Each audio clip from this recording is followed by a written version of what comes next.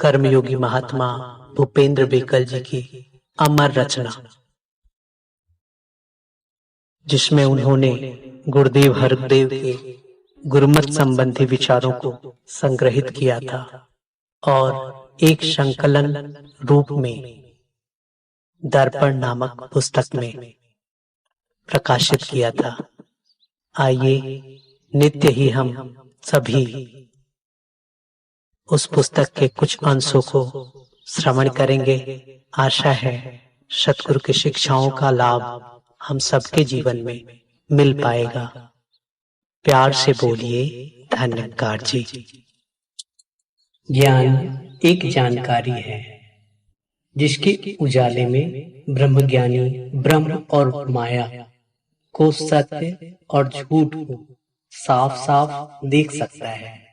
यह ज्ञान बहुत महान है, लेकिन इसका लाभ तभी है जब हम इस जानकारी को जीवन में अपनाएं, मिथ्या माया को छोड़कर सत्य ब्रह्म के साथ जुड़ जाएं। ज्ञान के बावजूद अगर कोई माया में ही लिप्त रहता है, झूठ का सहारा लेता है, तो उसे अवश्य ही नुकसान उठाना पड़ेगा। इसमें ज्ञान का कोई दोष नहीं। अगर रोशनी होते हुए भी कोई आंखें बंद कर ले तो उसे ठोकर तो लगेगी ही। अगर हमें ठोकरों से बचना है तो हमें अपनी आंखें खुली रखनी होगी। ज्ञान के प्रकाश में सब कुछ देखते हुए अपना रास्ता निश्चित करना होगा। रास्तों की रुकावट को देखकर उससे बचकर निकलना होगा, तभी हम आगे बढ़ पाएंगे और इस ज्ञान का, भक्ति का आनंद ले पाएंगे।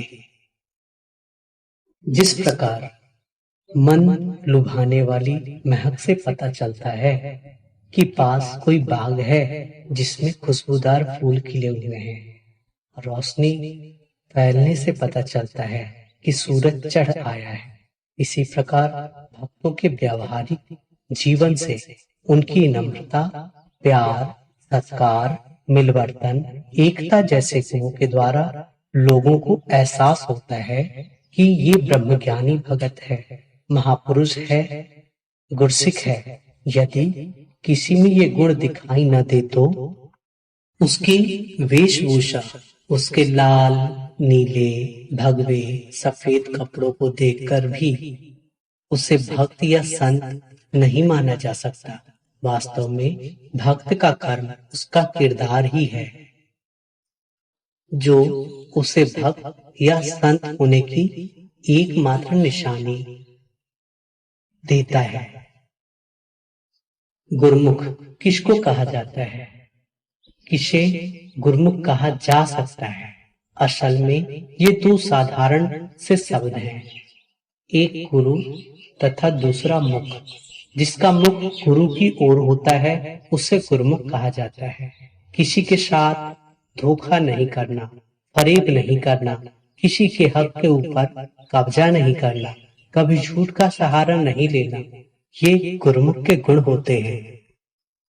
गुरुमुख उसे कहते हैं जो गुरु के द्वारा इस अंग संग निरंकार प्रभु को जानकर सदैव इसका भय माने, सतगुरु के वचनों को सत्य मानकर चले, प्रतिदिन सत्संग में आए और अहंकार को त्याग कर संतों, महापुरुषों की चरण धूलि बने। कभी भी किसी के भी साथ धोखा, छल, कपट आदि न करे, किसी महापुरुष की निरादरी न करे, उठते बैठते तुहीन निरंकार का सिमरन करे तथा अपनी की हुई भूलों के लिए क्षमा मांगता रहे। वास्तव में ऐसा व्यक्ति ही गुरुमुख होता है। ज्ञान लेकर यदि कोई इसे प्रयोग न करे, इसके अनुसार जीवन न बनाए, अन्य महापुरुषों के साथ नम्रता का व्यवहार न करे, बल्कि अहंकार में आकर उसका निरादर करे, तो उसे ज्ञानवान होने के बावजूद भी पूरा आनंद नहीं मिलता। इसके उलट अगर किसी ने कुछ समय पहले ही ज्ञान लिया हो और उसी समय से अर्पण भाव में आ गया हो, हुक्मी बंदा बन गया हो, तो अवश्य उसका जीवन आनंद से भर जाएगा।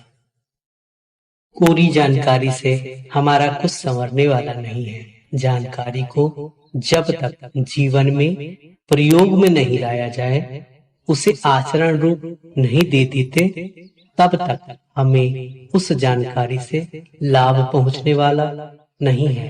तब तक हम जीवन में सफल नहीं हो सकते। इस परमात्मा को जानने के बाद, ज्ञान के बाद इंसान का कुछ कर्म भी बन जाता है। जिस प्रकार किसी मरीज को डॉक्टर जब दवाई देता है तो साथ में परहेज भी बता देता है। मरीज के लिए दवाई के साथ साथ परहेज करना भी जरूरी हो जाता है। इसी प्रकार ज्ञान लेने के साथ ही इंसान को बता दिया जाता है कि अब तूने सबके लिए भला मांगना है, सबके सुख की कामना करनी है, पर किसी का दिल नहीं दुखाना। अगर इन बातों का हम जीवन में ढालेंगे तभी हमें ज्ञान का पूरा फायदा होगा। और अगर हम किसी का सत्कार नहीं करते, दूसरों का दिल दुखाते हैं, तो हमें ज्ञान का पूरा लाभ नहीं होगा। भाव यह है कि ज्ञान प्राप्त करने के साथ दूसरों का सुख मांगना भी, ज्ञान के अनुसार कर्म करना भी जरूरी होता है। जब कोई व्यक्ति रेल में सफर करता है तो वह टिकट नहीं लेता है, तो सारे सफर में वह घबराया रहता है कि कहीं कोई टिकट ना पूछ ले।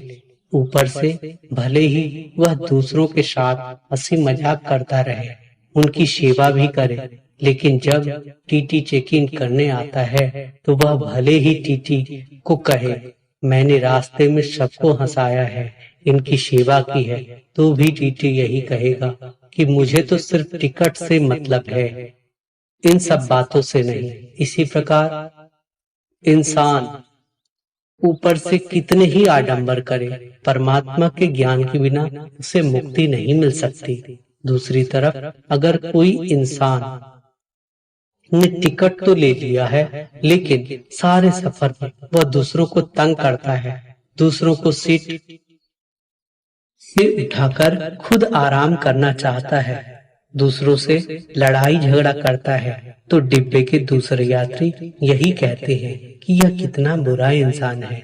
अगर यह अगले स्टेशन पर ही उतर जाए तो बहुत अच्छा।